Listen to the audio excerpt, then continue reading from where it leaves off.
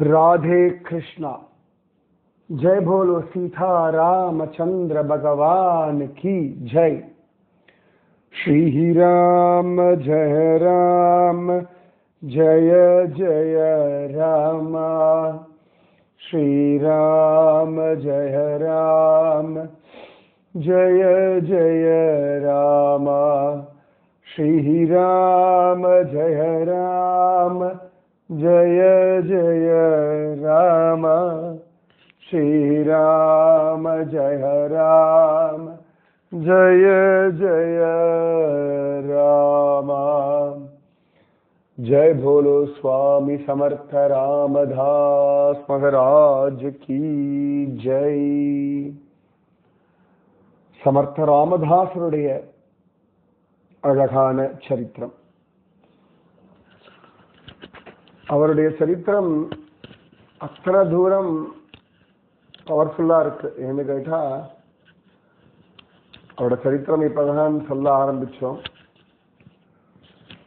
அதிலேயே அவருடைய ஜன்மஸ்தலமான ஜாம்பு அந்த இடத்தை பார்க்கிற பாக்கியம் எல்லாம் கிடைச்செடுத்து.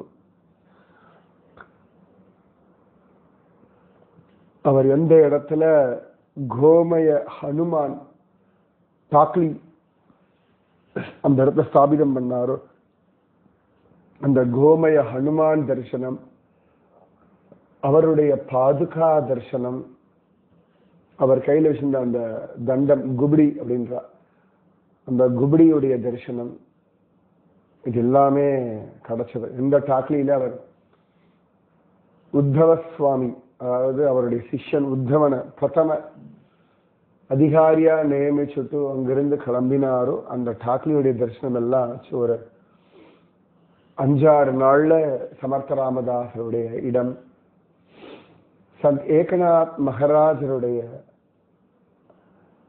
டைட்டன்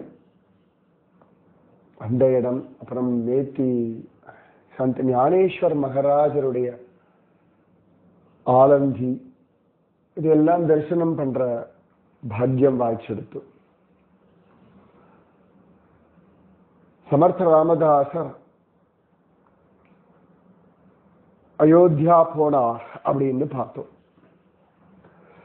இன்னைக்கு அயோத்தியால ஏர்போர்ட் இனாகுரேஷன், மகரிஷி வால்மீகி ஏர்போர்ட் அப்படின்னு தான் அதற்கு அழகான திருநாமம்.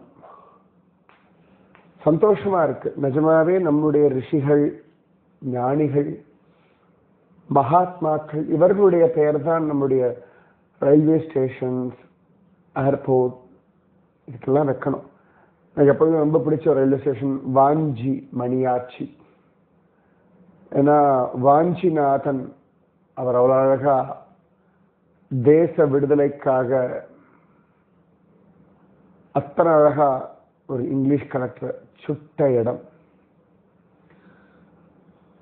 அந்த ஒரு வீரம், வாஞ்சிநாத ஐயருடைய வீரம். அந்த மாதிரி எத்தனையோ பேர், திருப்பூர் குமரன், அது மாதிரி தூத்துக்குடி துறைமுகம் வாவு சிதம்பரனார் அவருடைய பெயர்ல தான் இருக்கு. மாற்றம் நிறைய வந்திருக்கு, இன்னும் நிறைய வரணும். பாரதம் ஹிந்துஸ்தானம் அப்படின்ற திருநாமத்தோட பாரதம் அப்படின்ற பெயரோடையே உலகத்துல வழங்கப்படணும். அந்த காலம் எல்லாம் கணிஞ்சு வந்துருக்கு. நிச்சயமாவே ராமராயா நடத்தி கொடுப்பார். நமக்கெல்லாம் தோணும் சமர்த்த ராமதாசர் எவ்வளவு பெரிய பலவான், எவ்வளவு பெரிய தபஸ்வி. நமக்கே கொஞ்சம் ஒத்துக்க மாட்டேங்கிறது இல்லையா மனசுக்குள்ள இருந்து. சமர்த்த ராமதாசர் அழுதாரா இந்த மாதிரி ராமனுடைய அயோத்தியால அப்படின்னா, அவர்கள்லாம் அந்த அழுகையெல்லாம் ஒரு இந்து சாம்ராஜ்யம் அப்படின்ற ஒரு ஆலமரம் வளர்வதற்கான நீரூற்று. தண்ணீர் விட்டா வளர்த்தோம் சர்வேசா அப்படின்னு இல்லையா, இப்ப சுதந்திரத்தை கண்ணீராலே வளர்த்தோம் இல்லையா, அந்த மாதிரி இன்னும் ஒரு 3 வாரத்துல ராமராயாவினுடைய ஜோரான ஆலயம் அயோத்தியால நிர்மாணமாக போறது அப்படின்னா அதுக்கு எத்தனையோ பேர் விதை போட்டார். சமர்த்த ராமதாசரும் விதை போட்டார். அயோத்தியால அவர் விஸ்வநாததாஸ் பண்டிட் அப்படின்ற ஒருத்தர் பார்த்தார் சரையு நதிக்கரையில. அவருக்கு தான் ராமராஜ்யத்துக்காக ராமராயன் எல்லாரையும் ஒண்ணு சேர்க்கறதுக்காக இந்த லீலை பண்றான் அப்படின்னு சொன்னார் நம்ம சமர்த்த ராமதாசர். அப்பதான் விஸ்வநாததாஸ், வாங்கோ நான் என்னோட என் வீட்டுக்கு வர முடியுமா, உங்களுக்கு ஒன்று காட்டணும் அப்படின்னு சொல்ல, சரி வரேனே அப்படின்னு சொல்லி சமர்த்த ராமதாசர் அவருடைய வீட்டுக்கு போறார். இப்படி குறுகலான சந்துகள், அந்த குறுகலான சந்துகளுக்குள்ள நுழைஞ்சு அவருடைய ஒரு வீடு, முக்காவாசி அடுத்தடுத்த வீடுகள் ஒட்டிண்டு இருக்கும் இல்லையா, ரோ ஹவுசஸ் சொல்லுவோம்ல, கோயில் நகரங்கள்ல கோவிலை சுற்றி இருக்கக்கூடிய இடங்கள்ல இந்த மாதிரி தான் நான் நிறைய பார்த்திருக்கேன். மயிலாப்பூர், திருவல்லிக்கேணி, திருவனந்தபுரம், நான் பார்த்த இடங்கள், ஸ்ரீரங்கம், அதாவது அக்ரஹார வீடுகள்னு சொல்லுவா. முக்காசி கிராமத்து வீடுகள் எல்லாமே பார்த்தோம்னா ஒரு காமன் சுவர் இருக்கும், இந்த பக்கம் வீடு அந்த பக்கம் வீடு அப்படிதான் இருக்கும். அதாவது அந்த மாதிரி வீடுகள்ல பார்த்தோம்னா ரெண்டு பக்கமும் ஜன்னல்கள் அப்படின்ற கான்செப்டே கிடையாது. காஞ்சிபுரத்துல பார்த்திருக்கேன் நான். வாசல்ல நுழைஞ்சோம்னா பின்னாடி நீளமா போகும், அவ்வளவு தூரம். அதாவது ஒரு தெருவுல இருந்து இன்னொரு தெருவுக்கு போகிற அளவுக்கு பின்னாடி அவ்வளவு தூரம் நீளமா இருக்கும். ஆனா ரெண்டு பக்கவாட்டிலையும் பார்த்தோம்னா நிலம் இருக்காது, ஒரு ஜன்னல்கள் இருக்காது. மாடியில எல்லாம் ஒரு ஓட்டை வச்சு கண்ணாடி வச்சு இல்லாட்டி மித்தம் தாழ்வாரம் இதெல்லாம் வச்சு வெளிச்சம் மழையெல்லாம் வரா மாதிரி வச்சிருப்பார்கள். ரொம்ப அழகா இருக்கும் அது. அந்த தாழ்வாரம்லாம் இருந்தா அழகா இருக்கும். அப்பதான் வெளிச்சம் வரும், மழை தண்ணி வரும், காத்து வரும். இப்ப அந்த மாதிரி கட்டுறது இல்லை. எல்லாரும் இந்த மச்சி வீடுன்னு சொல்ற, மச்சில் வீடுன்ற மாதிரி ஃபுல்லா கான்கிரீட்ல கட்டிடுறோம். நடுவில் தாழ்வாரம் ரொம்ப ரேரா ஐயோ இருக்கு. அது இல்லாம கட்டும்போது உள்ள வெளிச்சமே இருக்காது, காத்தும் இருக்காது, அது கொஞ்சம் கஷ்டமா இருக்கும். அந்த காலத்துல அங்கங்க இந்த 4 கட்டு வீடுலாம் சொல்லும்போது அவ்வளவு அழகா இருக்கும். அந்த மாதிரி அயோத்தியா நகர வீதிகள்ல அப்படி அழிச்சுட்டு போய் அவருடைய வீட்டுக்கு அழிச்சுட்டு போறார். உள்ள அப்படி போயாச்சு. இருட்டாவே இருக்கு. சின்ன விளக்கு ஒண்ணு ஏத்துறார். அந்த அழிச்சுட்டு போன விஸ்வநாதாஸ் பண்டிட், விஸ்வநாததாசர் அந்த விளக்கு வெளிச்சத்துல அப்படி அந்த ஒரு சின்ன ஒரு மர பீரோ மாதிரி இருக்கு. அது பூட்டு போட்டு வச்சிருக்கார். அந்த பூட்டு அப்படி திறக்கிறார். திறந்தா உள்ளுக்குள்ள ராமனுடைய ஒரு அழகான மூர்த்தி. திடுக்குன்னு எடுத்து நம்ம சமர்த்த ராமதாசருக்கு. இப்போ விஸ்வநாதாஸ் சொன்னார், இந்த முகல்லாம் கோவில் எல்லாம் இடிச்சு சின்ன பின்ன பண்ணும்போது அங்க இருந்த மூர்த்தியை நான் கொண்டு இங்க பத்திரப்படுத்தி வச்சுட்டேன். யாருக்கும் தெரியாது, யாருக்கும் சொல்லல நான்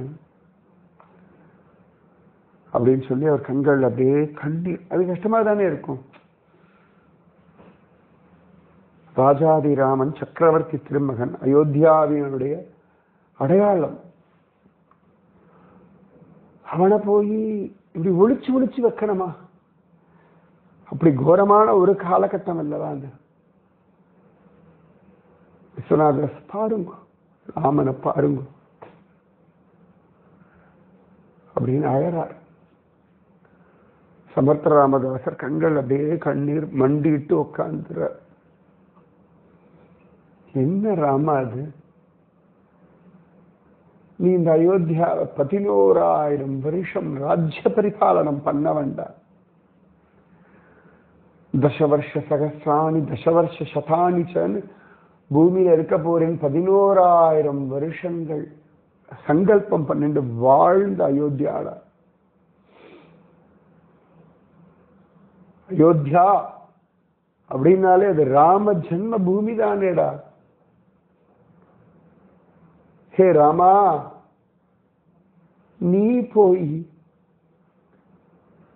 இப்படி ஒரு முடுக்குல ஒரு வீட்டுக்குள்ள இத்தினோண்டு ஒரு மரக்கதவுக்குள்ள பூட்டு போட்டு ஒளிஞ்சிருக்கணுமாடா.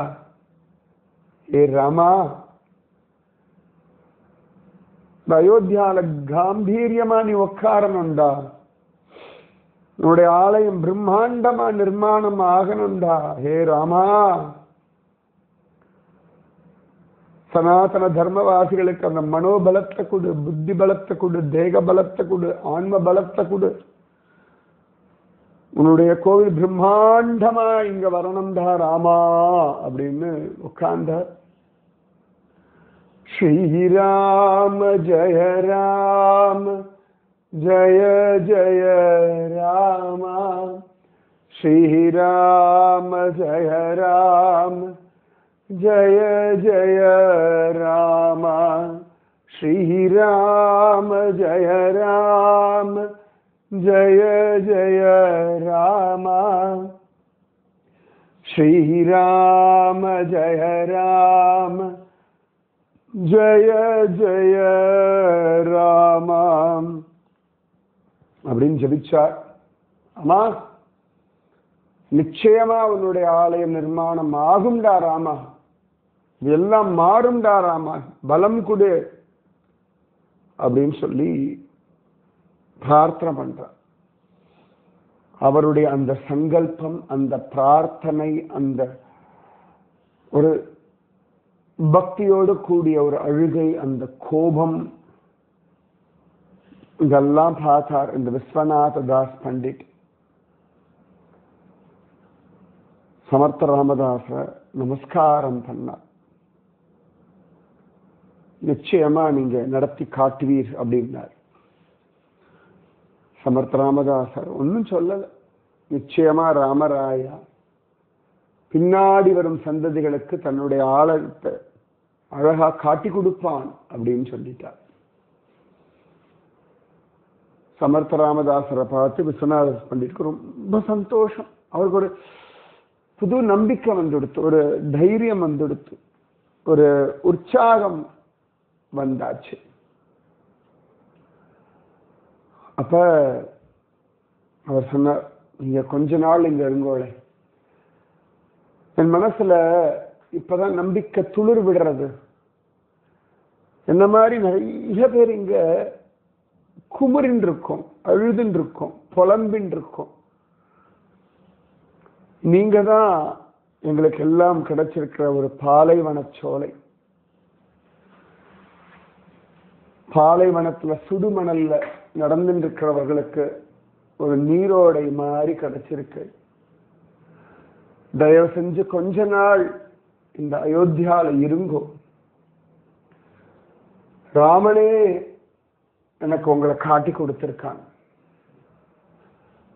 அனுகிரகம் பண்ணுங்க அப்படின்னு சொல்ல சமர்த்த ராமதாசன் இருக்கேன் அப்படின்னு ஒத்துக்கிறார். ஏன்னா அவருடைய லட்சியம் இதுதானே, ஜனங்களுக்கு நம்பிக்கை, ஆன்ம பலம், தேக பலம், புத்தி பலம், பக்தி பலம், ஆத்ம விசுவாசம் இதெல்லாம் கொடுக்கணும்னு தானே அவர் யாத்திரையே வந்திருக்கார். அது அயோத்தியா அவருடைய ராமனுடைய ஊராச்சு. அதனால இருக்கேன் அப்படின்னு ஒத்துக்கிறார். அந்த விஸ்வநாத தாஸ் பண்டிட் அவருடைய வீட்டு மாடியிலேயே மச்சிலே ஒரு சின்ன அறையில சமர்த்த ராமதாசர் தங்கரார். இந்த விஸ்வநாத தாஸ் பண்டிட் அவருக்கு தெரிஞ்சவர்கள், நல்ல ராம பக்தர்கள், இவர் மாதிரியே ராம விஷயம், ராமாயண விஷயத்தெல்லாம் தளச்சு கிடக்கிறவர்கள், இந்த அக்கிரமங்களை கண்டு கொதித்து எழக்கூடியவர்கள், இவர்கள் எல்லாரையும் சமர்த்த ராமதாசர் ஒன்று சேர்க்கிறார். எல்லாருக்கும் ஸ்ரீராம ஜெயராம ஜெய ஜெய ராம அப்படின்ற அந்த மந்திரத்தை உபதேசம் பண்றேன்னா, அயோத்தியாவில் இருக்கவாளுக்கு சுவாவமாவே ராம பக்தி. ஆனா அந்த மண்ணிலேயே அவ்வளவு ராமநாமம் ஜபிச்சவர்கள் தானே மூதாதையர்கள் எல்லாம். அத்தனை பேர் அந்த அயோத்தியால லட்சக்கணக்கான வருஷங்கள் ராமநாமத்தை ஜபிச்சவர்கள் தானே. அப்ப அவளுக்கு ரொம்ப சுலபமா வந்துடுது. இவரை பார்த்தோன்னே அந்த ராமநாமமும் அந்த நம்பிக்கையும் ராமனுடைய கோவில் கட்டணுன்ற அந்த உற்சாகம், அது பயங்கரமான ஒரு கோரமான காலகட்டம். அது ஒரு மிகச் சவாலான ஒரு காலகட்டம். ராமதாசருக்கு ராமன் மேல தீர்மானமான நம்பிக்கை. அந்த நம்பிக்கை மற்றவர்களுக்கு அவரால் கொடுக்க முடிஞ்சது. நம்பிக்கை மனிதர்களுக்கு திரும்ப திரும்ப திரும்ப திரும்ப நம்பிக்கையை விதைச்சுட்டே இருக்கணும். நம்பிக்கை குறைபாடுகள்னாலதான் பல காரியங்கள் தள்ளி போடப்படுறது, இல்லாட்டி தடப்பட்டு போகிறது. நம்பிக்கை அதிகமா இருக்கும் பொழுது கற்பனை கட்டாத காரியங்கள் கூட அழகாக, ஜோராக, வேகமாக நடக்கிறது. அந்த நம்பிக்கையை குலைக்கிறதுக்காகத்தான் மாற்று மத சக்திகள் எல்லாம் அவ்வளவு முயற்சி பண்றார்கள். அதை தாண்டிய ஒரு நம்பிக்கையை நாம கொடுக்கணும். சரியா? ஒவ்வொரு இந்துவும் பிரகலாதன் போல ஆகணும். ஏன்னா இரண்யகசிபு எத்தனை டார்ச்சர் பண்ணாலும் பிரகலாதன் துளியும் மாறல, பயப்படல, நம்பிக்கை இழக்கல. அதனால பிரகலாதன் தானே ஜெயிச்சான். அப்ப அசராத, அசைக்க முடியாத, தளர்ந்து போகாத நம்பிக்கை அதுதான் வேணும். நான் அந்த டாக்லி, அப்புறமா ஜாம், அப்புறமா நம்ம சமர்த்த ராமதாசருடைய சமர்த்த ராமதாசன் தானே, நம்ம சந்த் ஏக்நாத் மகாராஜருடைய பைட்டன், அதே மாதிரி நேத்தி நாங்க ஆலந்தி போயிருந்தோம், சந்த் ஞானேஸ்வர் மகாராஜருடைய ஜீவ சமாதி. அங்க அத்தனை பேர் பாமர ஜனங்கள் உட்கார்ந்து ஞானேஸ்வரி வாசின்னு இருக்கா மராட்டியில. அப்ப அவர்களுடைய அந்த நம்பிக்கைகள் எல்லாம் பார்க்கும்போது நிஜமாவே இன்னும் ஒரு உற்சாகம், ஒரு குதூகலம் எல்லாமே உண்டாகிறது. உங்கள் நம்பிக்கை மீண்டும் மீண்டும் அதிகமாகட்டும், மீண்டும் மீண்டும் ஆழமாகட்டும், இன்னும் திடப்படட்டும், இன்னும் பலப்படட்டும். சமர்த்த ராமதாச நித்தியம் சரையில தீர்த்தமாடி அங்க இருக்கிற வீதிகள் எல்லாம் ஸ்ரீராம ஜெயராம ஜெய ஜெயராமன் ஜபிச்சுண்டு மனசுக்குள்ளேயே ஜபிச்சுண்டு அப்படியே அந்த ஊர் ஜனங்களை பார்த்துட்டு சரைய நதிக்கரில் உட்கார்ந்துண்டு அங்க வரக்கூடிய வாழ்க்கெல்லாம் மனோபலம், புத்திபலம் உண்டாகிறதுக்கான விஷயங்களை பண்ணிட்டு கொஞ்ச காலம் அயோத்தியால வாசம் பண்றார். வாசம் பண்ற காலகட்டத்திலேயே அழகா அங்க ஒரு மடம் ஸ்தாபிதம் பண்றார். தாக்லிக்கு அப்புறமா பல ஊர்கள் போறார் இல்லையா, அயோத்தியாலையும் மடம் ஸ்தாபிதம் பண்றார். பார்க்கணும், அந்த லிஸ்ட் எடுத்து பார்க்கணும் எங்கெல்லாம் சமர்த்த ராமதாசர் மடம் ஸ்தாபிதம் பண்ணியிருக்கார் அப்படின்னு பார்க்கணும். ஏன்னா எனக்கு தெரிஞ்சு நான் பார்த்தது டாக்லி ஒன்று, சஜ்ஜன்கட் ஒன்று,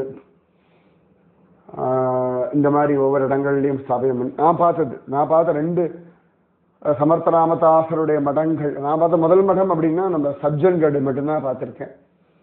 சிவத்தர்கள் அங்க மடம் பார்த்தேன்னா ஞாபகம் இல்லை எனக்கு. டாக்லியில இப்போ 2 நாளைக்கு முன்னாடி பார்த்தேன், அதனால ஞாபகம் இருக்கு. அதனால நிறைய இடங்கள் ஸ்தாபிதம் பண்ணியிருக்கார். பாரத தேசம் முழுக்கவே பல இடங்கள் யாத்திரை போயிருக்கார்கள். அதனால ஜோரா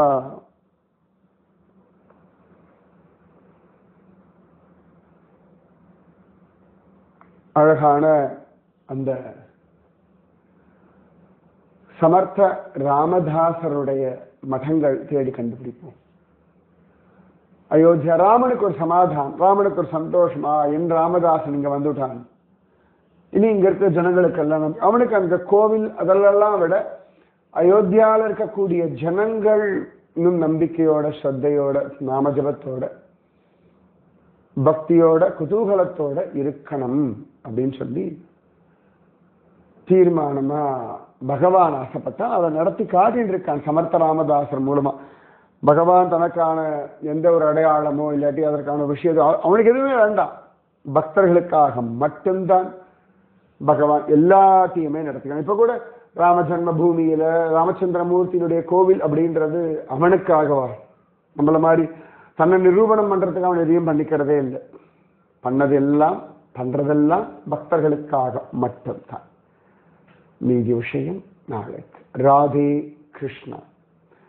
ஸ்ரீராம ஜெய ராம ஜெய ஜெய ராம. ஸ்ரீராம ஜெய ராம ஜெய ஜெய ராம. ஸ்ரீராம ஜெய ராம ஜெய ஜெய ராம.